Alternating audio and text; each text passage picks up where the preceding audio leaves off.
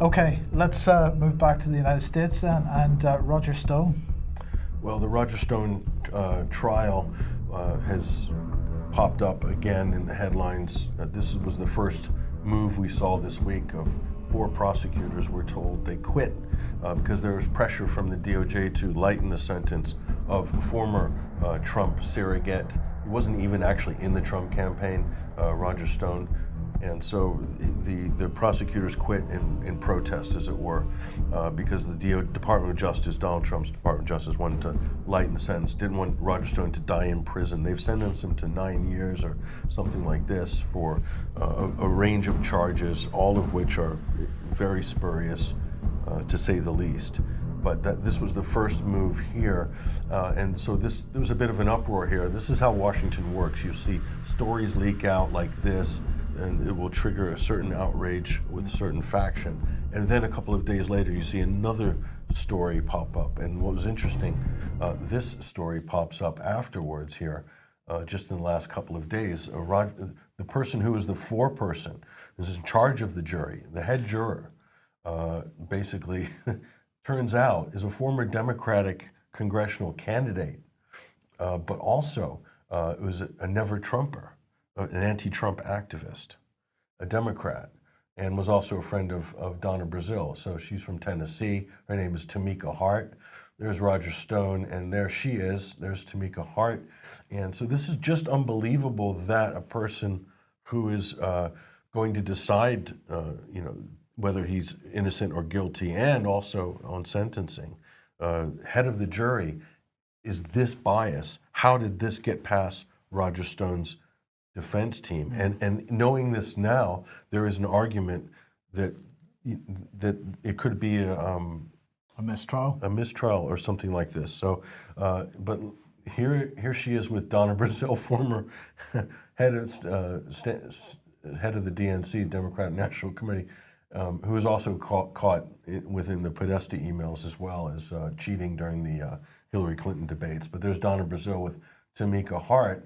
And look at some of these tweets here. 45 may live here, but it's the people's house. He's talking about the White House. And we're here to tell him and the white supremacist racists, etc., that they have to go. And she's got a link. There's another tweet here. Anybody wearing a MAGA hat is a racist. So very anti-Trump. This is Tamika Hart. And but by the way, that one there I think was tweeted just before the verdict. This was also tweeted here in early 2019. So she's commenting on the Mueller investigation, basically. So and Roger Stone's case came directly out of the Mueller probe. So just this tweet here that we're showing you, the last one, that would completely disqualify this whole proceedings. In any normal judicial process, that would disqualify you immediately? This is the worst possible outcome you could have for selecting a jury. I mean, I came under heavy criticism because I called this a Stalinist show trial when Roger Stone was sentenced back in November here. And it seems like I was vindicated, I was correct. But here's the main point, and it's important that people get this. Roger Stone, one of the main convictions is that he lied to Congress. So during the Mueller probe, during the Russia investigation, he comes to Congress and he said he lied about having a back channel to WikiLeaks. Okay, so the inference here is that the Russian GRU hacked the DNC and gave the emails to WikiLeaks, and that Roger Stone was trying to pump WikiLeaks for information in the background to find out when the next tranche of emails was going to be released during the 2016 election in the summer.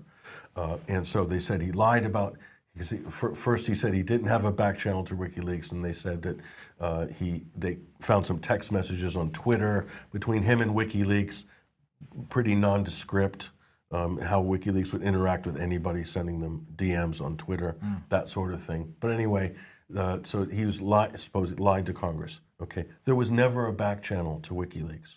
Everybody knows this, even the investigators. It's been repeated, it's been proven. Okay, so he's So they're saying he's going to do 9 years in prison for lying about something which never happened, or something that didn't exist. It's like saying this, Mike. It's like saying, I had a conversation with a ghost, and I tell that to the investigators, but the ghost doesn't exist. So they say, no, you didn't have you didn't speak to the ghost. Yeah, I spoke to the ghost, but the ghost doesn't exist.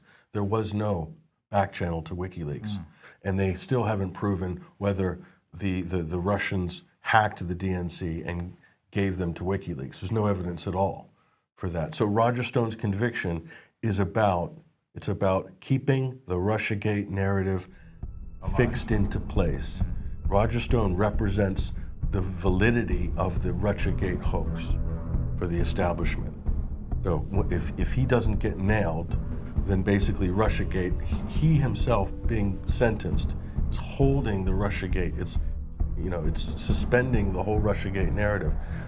If he doesn't go to jail, then the whole thing, they have nothing. They have no evidence from the Mueller report. They have absolutely nothing. All they have now is Roger Stone about to go to jail. And this is what the resistance or the people who promote Russiagate will say, Roger Stone's been convicted, he's doing time, therefore it's true, it happened. But there's no evidence that it did. This is an unbelievable miscarriage of justice.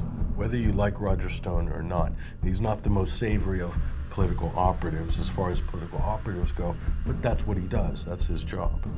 So this is an unbelievable piece of justice that would happen in the 21st century.